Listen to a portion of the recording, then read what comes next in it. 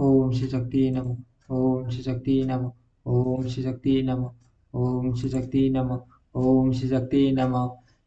श्रीमद् भगवद गीता के तीसरे अध्याय का महात्म्य। श्री भगवान कहते हैं, प्रिय जन स्थान में एक जर नामक ब्राह्मण था, जो कौशिक वंश में उत्पन्न हुआ था। उसने अपना जातीय धर्म छोड़कर बनिए की वृत्ति में मन लगाया। उसे पराई स्त्रियों के साथ व्यभिचार करने का व्यसन पड़ गया था।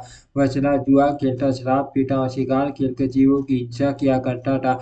इसी प्रकार उसका समय बीतता था। धन नष्ट हो जाने पर वह व्यापार के लिए बहुत दूर उत्तर दिशा में चला गया। वहां से धन कमाकर घर की ओर लौटा। बहुत दूर तक का रास्ता उसने तय कर लिया था। एक दिन सूर्यास्त हो जाने पर जब दसों दिशाओं में अंधकार फैल गया, तब एक वृक्ष के नीचे उसे लुटेरों ने डर डर दबाया और शीघ्र ही उसके प्राण ले लिए। उसके धर्म का लोभ लोप हो गया था, इसीलिए वह बड़ा भयानक पेट हुआ। उसका उसका पुत्र बड़ा धर्मात्मा और वेदों का विद्वान था। उसने अब तक पिता के लौट आने की राह देखी। जब वे नहीं आए, तब उनका पता लगाने के लिए वह स्वयं भी घर छोड़कर चल दिया।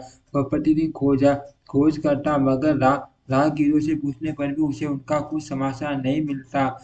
तरन्नुम एक दिन एक मनुष्य से उसकी भेंट हुई, जो उसके पिता का सहायक था। उससे सारा जानकर उसने पिता की मृत्यु पर बहुत शोक किया। वह बड़ा बुद्धिमान था, बहुत कुछ विचार के पिता का पारलौकिक कर्म करने की इच्छा से आवश्यक सामग्री साथ ले उसने काशी जाने का विचार किया। भारत में 7-8 मुकाम डालकर वह 90 दिन उसी वृक्ष के नीचे पहुंचा जहाँ उसके पिता मारे गए। उस स्थान पर उसने संध्योपासना की और गीता के तीसरे अध्याय का पाठ किया। इसी समय आकाश में बड़ी भयानक आवाज हुई। उसने अपने पिता को भयंकर आकार में देखा। फिर तुरंत ही अपने सामने आकाश में उसे एक सुंदर विमान दिखाई दिया, जो महान तेज से व्याप्त था। उसमें अनेकों सूर्य घंटिकाएं लगी थी। उसके तेज से समस्त दिशाएं आलोकित हो रही थी। ये दृश्य देखकर उसके शीत की व्यग्रता दूर हो गई। उसने विमान पर अपने पिता को दिव्य रूप धारण किए विराजमान विराजमान देखा। उनके शरीर पर पीताम्बर शोभा पा रहा था और मुनिजन उनकी स्तुति कर रहे थे। उन्हें देखते ही ये पुत्र ने प्रणाम किया। तब पिता ने भी उसे आशीर्वाद दिया। तत्पश्चात उसने पिता से ये सारा वरदान पूछा।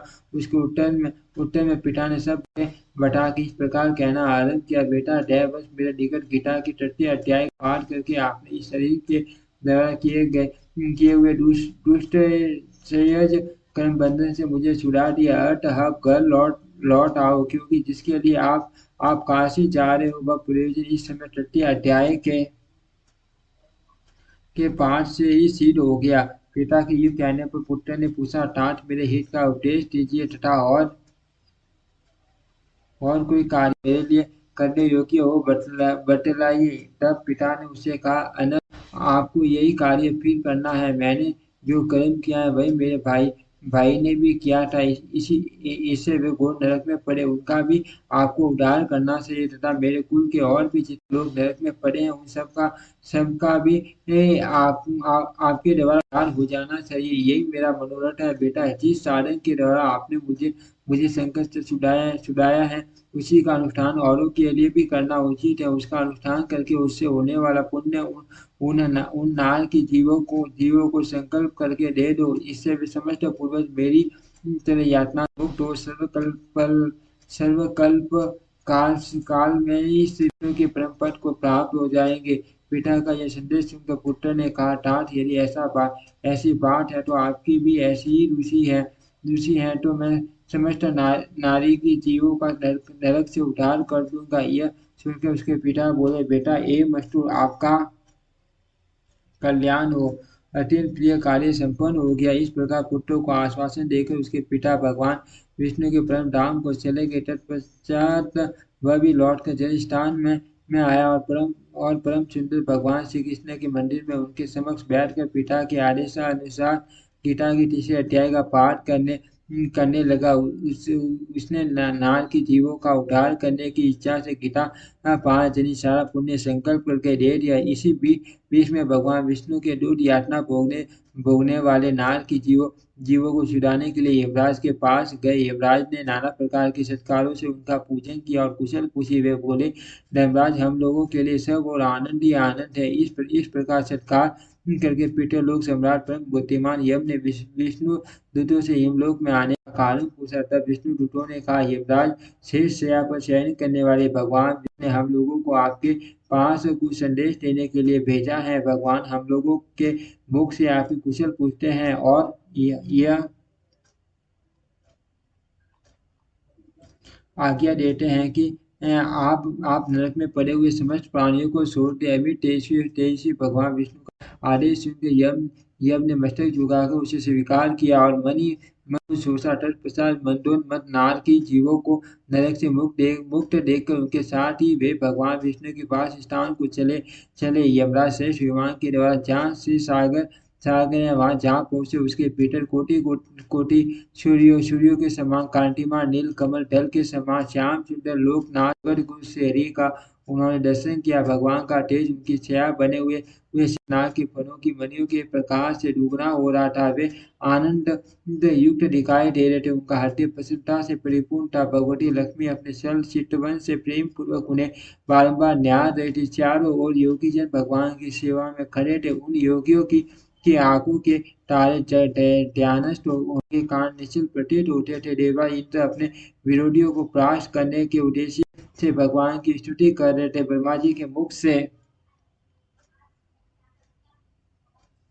निकले हुए वेदांत वाक्य मूर्तिमान होकर भगवान के गुणों का गान कर रहे थे। भगवान पुण्य संतुष्ट होने के साथ ही समस्त योनियों की ओर से उदासीन प्रतीत होते जीवों में से जिन्होंने योग साधन के द्वारा अधिक पुण्य संचय किया था, उन सब को एक ही साथ वे कृपा दृष्टि से न्याय रहे थे। भगवान अपने सर्वरूप भूत अखिल चराचर जगत को आनंद पूर्ण दृष्टि से आमोदित कर रहे थे। शेष नाग की प्रभा से उद्भासित एवं सर्वत्र व्यापक दिव्य विघ्न धारण किए नील कमल के सदस्य श्याम वन वाले शेर ऐसे जान पड़ते थे मानो चांदनी से घिरा हुआ आकाश सुशोभित हो रहा हो। इस प्रकार भगवान की झांकी करके यमराज अपनी विशाल बुद्धि के द्वारा उनकी स्तुति करने लगे। यमराज बोले, संपूर्ण जगत का निर्माण करने वाले परमेश्वर, आपका अंतःकरण अत्यंत निर्मल है।